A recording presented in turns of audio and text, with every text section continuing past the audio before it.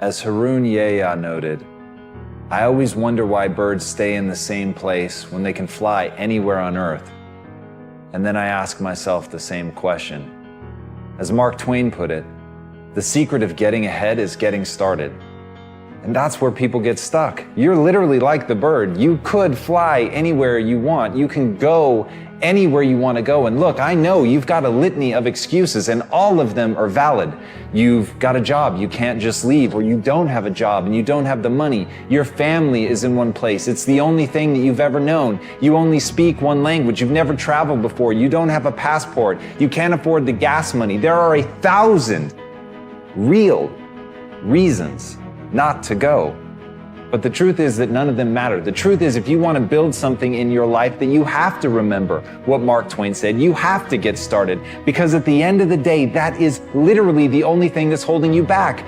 You're not moving. And once you get the simplicity of that, once you understand that you could act right now, you could say, fuck all the excuses. You could stop making them. You could stop giving into them, no matter how valid they are, no matter how real they may seem. You can finally decide that you're going to get up and move, that you're going to create that momentum, that you're going to take a step, that you're going to make the demand, that you create momentum, that you get something done, that you fucking find an answer, or as Hannibal said, that you're going to find a way or make one. If you have to carve through fucking rock, do it, because humans before you have done it. And that's the simple truth. That is the simple fucking truth. And everything else is bullshit. Everything else is the weak voice in your mind holding you back and making you a less version of yourself. So I ask you, why doesn't the bird fly wherever it wants to go? Because that's all it's known? Because that's what's safe? Because that's what's comfortable? Or because it's an animal? What do you want to be? If this isn't the life you want to live, do something about it. As Albert Einstein said, try not to become a man of success, but rather try to become a man of value. This is something that I think about a lot. At the end of the day, success is incredibly motivating, and accomplishing your goals and your dreams is something that I wanted to do since I was a little kid. That's been a driving force in my life. But through all of that, the times that I've felt happiest, the times that I felt most secure, the times that my anxiety and my stress have been at zero, are the times where I felt like I was being most true to myself, where I was trying to really become a person of substance. I wasn't looking for something extrinsic.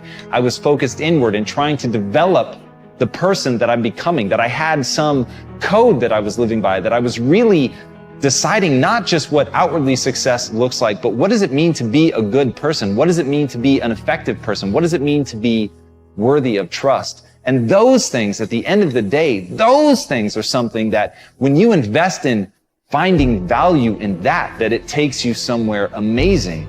And as Bruce Lee said, knowledge will give you power, but character will give you respect. And at the end of the day, I really can't think of anything better than that. I can't think of anything that will keep me company when I'm alone, when there's nothing but silence around, when all I can hear are the sounds of my own thoughts. The only thing that is going to bring me or you comfort is respect, is self-love, is knowing who you are really and knowing that you're true to that even when nobody's looking. And that concept, that notion of having a guiding light, a principle, something by which you steer by, that you are always true to, and that in your moments of stress, chaos, confusion, of desire, that in your moments of deepest desire, that you're still true to that all you think about is that North Star of being that person that you want to be. When you let that be your guiding light, when you stay true to that, nothing can hurt you, because nothing will be able to make you feel badly about yourself. Because once you know who you are and you're true to it, nothing else matters. As Walt Disney said, if you can dream it, you can do it.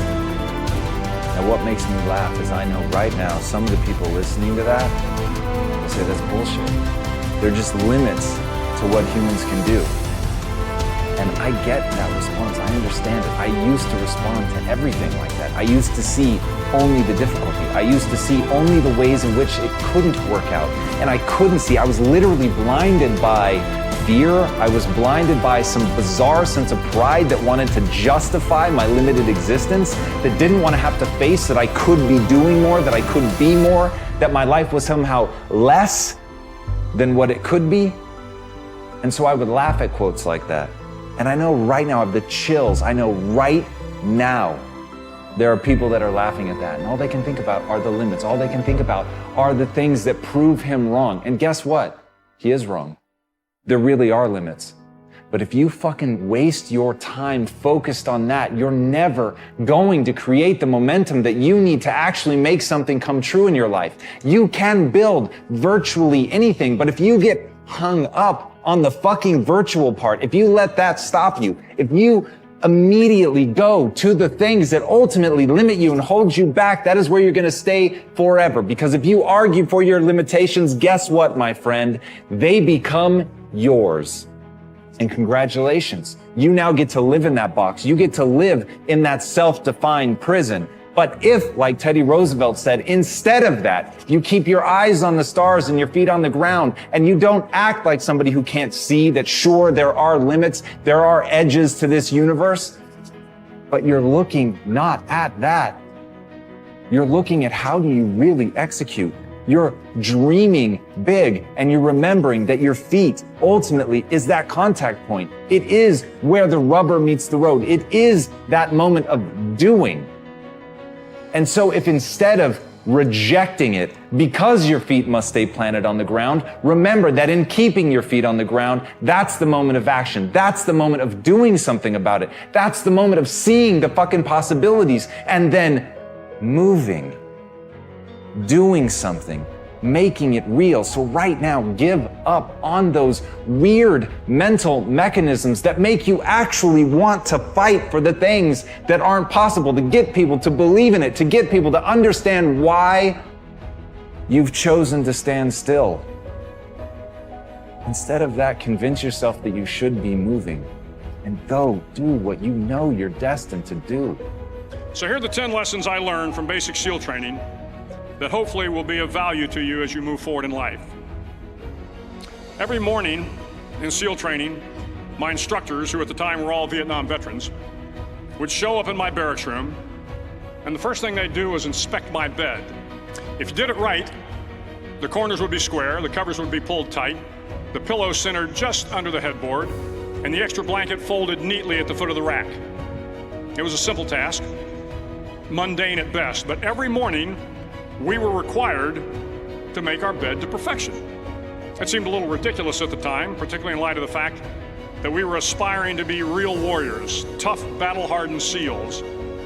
But the wisdom of this simple act has been proven to me many times over. If you make your bed every morning, you will have accomplished the first task of the day.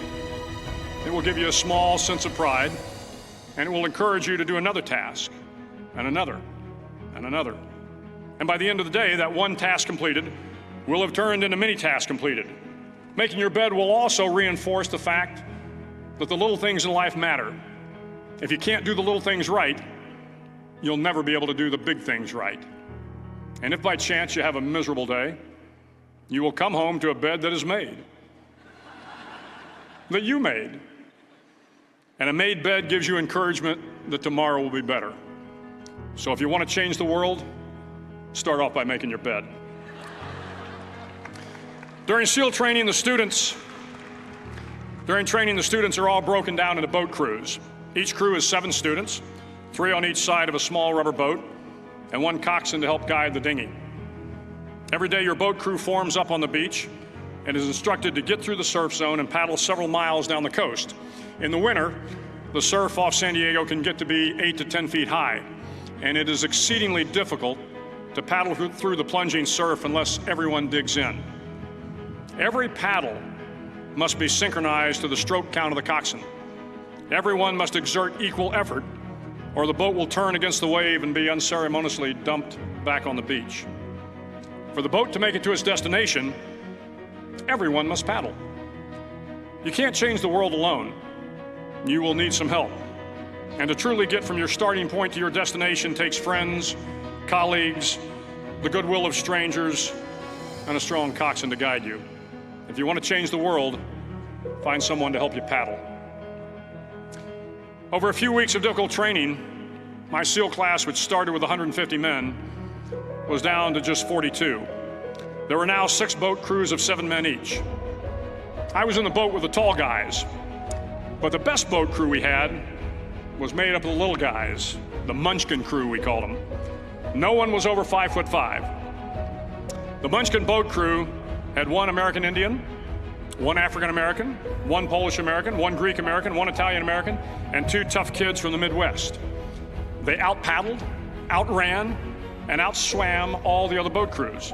The big men in the other boat crews would always make good-natured fun of the tiny little flippers the Munchkins put on their tiny little feet prior to every swim.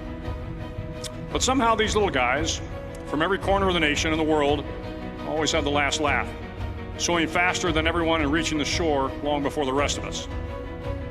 SEAL training was a great equalizer. Nothing mattered but your will to succeed, not your color, not your ethnic background, not your education, not your social status. If you want to change the world, measure a person by the size of their heart, not by the size of their flippers. Several times a week, the instructors would line up the class and do a uniform inspection. It was exceptionally thorough. Your hat had to be perfectly starched, your uniform immaculately pressed, your belt buckle shiny and void of any smudges. But it seemed that no matter how much effort you put into starching your hat or pressing your uniform or polishing your belt buckle, it just wasn't good enough. The instructors would find something wrong. For failing the uniform inspection, the student had to run, fully clothed, into the surf zone, then wet from head to toe, roll around on the beach until every part of your body was covered with sand. The effect was known as a sugar cookie. You stayed in the uniform the rest of the day, cold, wet, and sandy. There were many a student who just couldn't accept the fact that all their efforts were in vain, that no matter how hard they tried to get the uniform right, it went unappreciated. Those students didn't make it through training. Those students didn't understand the purpose of the drill. You were never going to succeed. You were never going to have a perfect uniform. The instructors weren't going to allow it. Sometimes, no matter how well you prepare or how well you perform, you still end up as a sugar cookie. It's just the way life is sometimes. If you want to change the world, get over being a sugar cookie and keep moving forward. Every day during training, you were challenged with multiple physical events: long runs, long swims, obstacle courses, hours of calisthenics, something designed to test your mettle. Every event had standards, times you had to meet. If you failed to meet those times, those standards, your name was posted on a list, and at the end of the day, those on the list were invited to a circus. A circus was 2 hours of additional calisthenics, designed to wear you down, to break your spirit, to force you to quit. No one wanted a circus. A circus meant that for that day, you didn't measure up. A circus meant more fatigue, and more fatigue meant that the following day would be more difficult and more circuses were likely. But sometime during SEAL training, everyone made the circus list. But an interesting thing happened to those who were constantly on the list. Over time, those students who did 2 hours of extra calisthenics got stronger and stronger. The pain of the circuses built inner strength and physical resiliency. Life is filled with circuses. You will fail. You will likely fail often, and it will be painful. It will be discouraging. At times, it will test you to your very core. But if you want to change the world, don't be afraid of the circuses.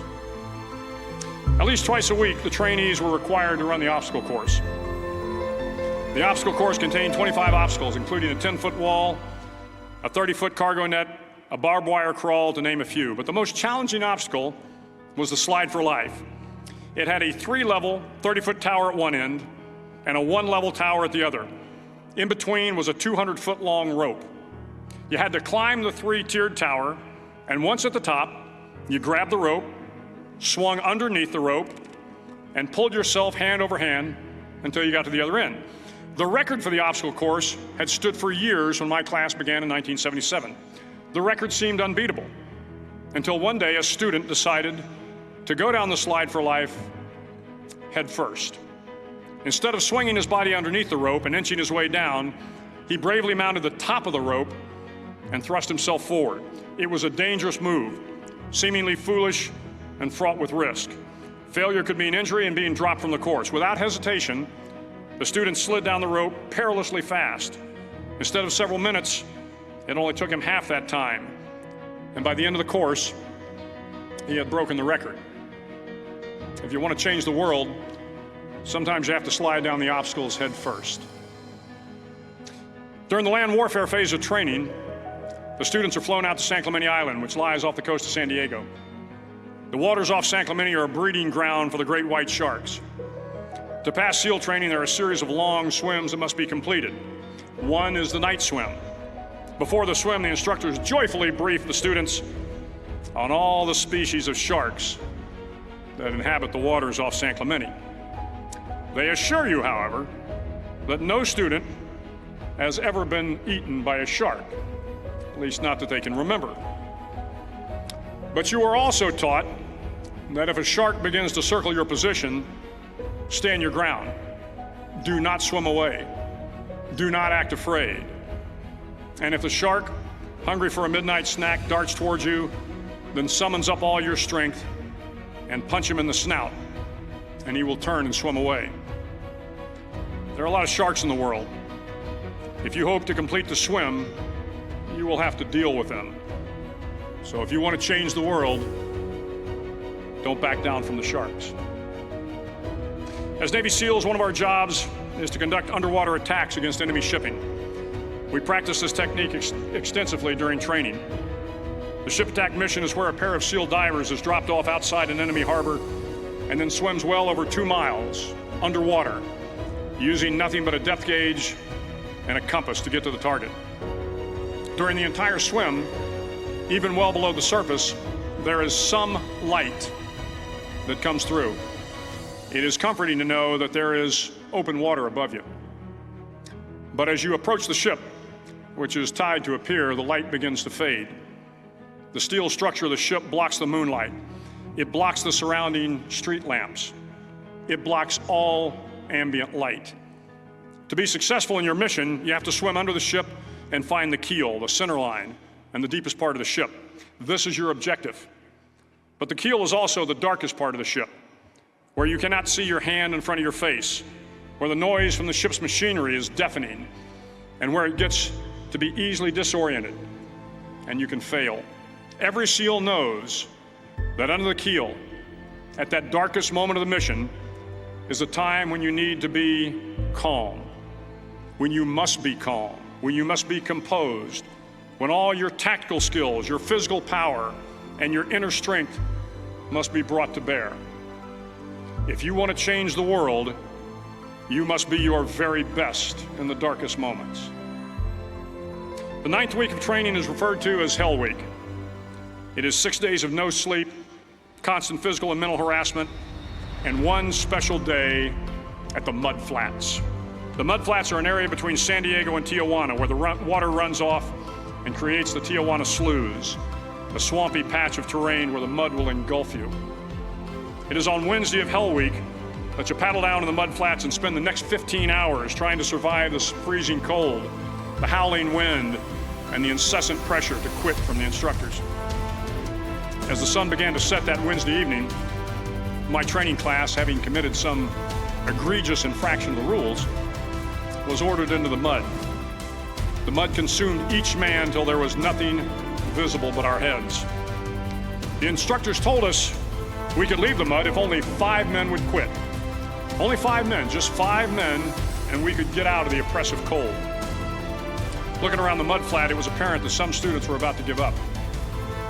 It was still over 8 hours till the sun came up. 8 more hours of bone-chilling cold. The chattering teeth and shivering moans of the trainees were so loud, it was hard to hear anything. And then one voice began to echo through the night. One voice raised in song. The song was terribly out of tune, but sung with great enthusiasm. One voice became two, and two became three, and before long, everyone in the class was singing. The instructors threatened us with more time in the mud if we kept up the singing, but the singing persisted. And somehow the mud seemed a little warmer, and the wind a little tamer, and the dawn not so far away. If I have learned anything in my time traveling the world, it is the power of hope. The power of one person, a Washington, a Lincoln, King, Mandela, and even a young girl from Pakistan, Malala. One person can change the world by giving people hope. So if you want to change the world, start singing when you're up to your neck in mud. Finally, in SEAL training, there's a bell. A brass bell that hangs in the center of the compound for all the students to see. All you have to do to quit is ring the bell.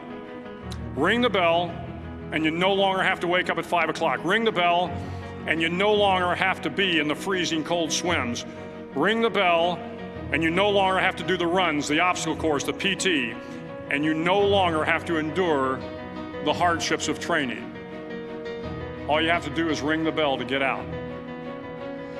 If you want to change the world, don't ever, ever ring the bell. Start each day with a task completed. Find someone to help you through life. Respect everyone. Know that life is not fair and that you will fail often. But if you take some risks, step up when the times are the toughest, face down the bullies, lift up the downtrodden, and never, ever give up. If you do these things, the next generation and the generations that follow will live in a world far better than the one we have today. And what started here will indeed have changed the world for the better. Process is about learning. The process is about growing and getting better. It's about recognizing what you're not good at. It's about recognizing what you have to learn. It's about taking that first step on faith. On faith that you can get better. Not on faith that you're great. On faith that you can become the greatest of all time. And once you have that faith, once you know that simply being a human being puts you in this rare category of creature that can get better through pressure, through pain, through difficulty, through failure, those are the things that are going to be the building blocks of your success. But in order to begin on that road, in order to have your first glorious failure, you must first take that first step. So please, don't waste your time being motivated or inspired. Spend every second of your time moving forward. That's how you're going to get where you want to go. As Daniel Pink said, people fail to achieve mastery not because they aren't talented, but because they aren't disciplined. The wonderful news about the human condition is you can get good at anything that you set your mind to. It's just not going to be easy, and it's not going to be fast.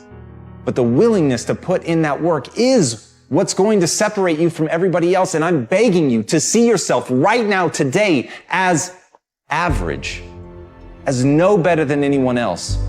But I beg you, with more force than I know how to convey with this language, to see yourself as malleable, to see yourself as capable of becoming anything you want to become truly extraordinary, if you can find within yourself the discipline to stick with it long enough. And as Steve Martin said, perseverance is a great substitute for talent. Everybody wants to talk about who's talented. Everybody looks at the person with innate talent as if they have something magical. But to me, it's a gift, it's a handout, it's a freebie. It hasn't been earned. And no matter what it is, it's only the beginning. Even somebody that has talent, even if you get an early win, if you let somebody outwork you, if you let somebody who has more perseverance, more grit than you, then they are going to outperform you on a long enough timeline. The only thing I can guarantee is you will be outworked by somebody unless you pour your heart and soul into getting great. If you don't take days off, if you put yourself into it as if your life depended on it, when you act like that, then you've got a chance to be great. And as Robert Horry said, pressure can bust pipes, but it can also make diamonds. You've got to want that pressure. You've got to want things to be hard. You can't seek out the easy life. You can't just hope and pray that you can uncover inside of you some talent that's laid dormant that you didn't know about that's going to let things be easy for you. Don't want the easy. Want the hard. Want the pressure. Want the thing that's going to turn you into something. Because when it's easy, you don't work for it. When it's easy, you don't push. When it's easy, you get surpassed by the person who has to give it their all, who's prepared to do blood, sweat, and tears in order to become that thing that they want to be so badly because they are so fucking angry that they were never given anything. And with that chip on their shoulder, they're determined to become anything that they set their mind to. So whether you have talent, whether you don't, the only thing that matters is, will you persevere? Will you stick with it long enough to get great?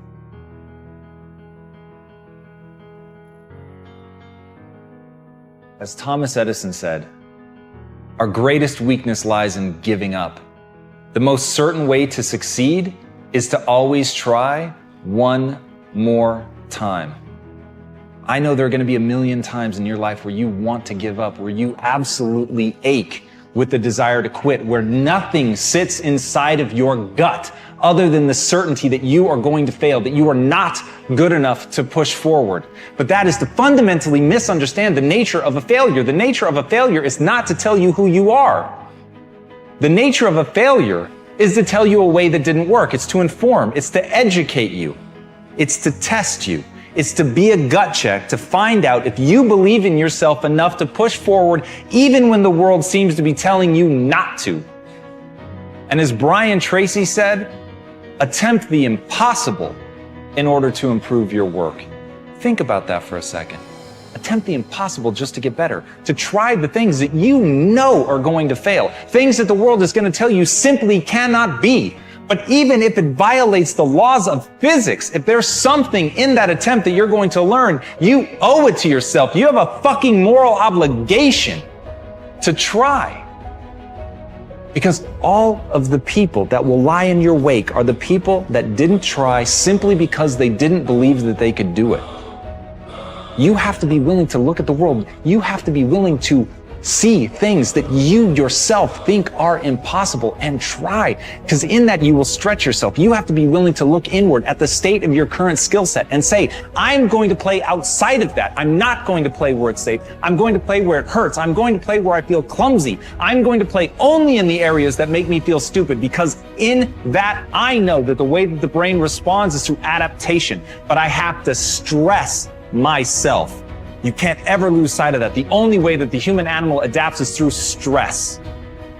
You have to be willing to break things in order to build something new. So if you want to push the boundaries, if you want to see just how far you can go, if you want to succeed at the highest level, if you want to play on a global scale, you have got to be willing to try the impossible, because right now, the things that you need to do are impossible for you, but they won't remain that way forever.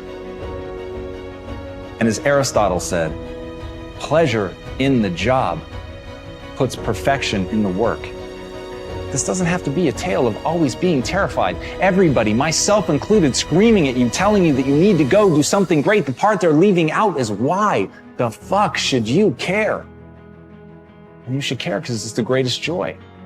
You should only listen to this if it's leading you down a path that makes you feel more alive. And that's the point. The point is to get in touch with something that makes you feel great, but not to let yourself starve or be stopped by a fear that you'll fail, by a fear that it can't be done. Have fun. Have the guts to enjoy yourself. Have the guts to go out and attempt something audacious and terrifying, knowing that all along, if you're doing it right, you're gonna have a good time. So all of this, going balls out, trying to prove something to yourself, trying to do something amazing, never lose sight that it's to build a better life. Never lose sight of the fact that you're doing it to create the person that you want to be. Never lose sight of the fact that it should be fun.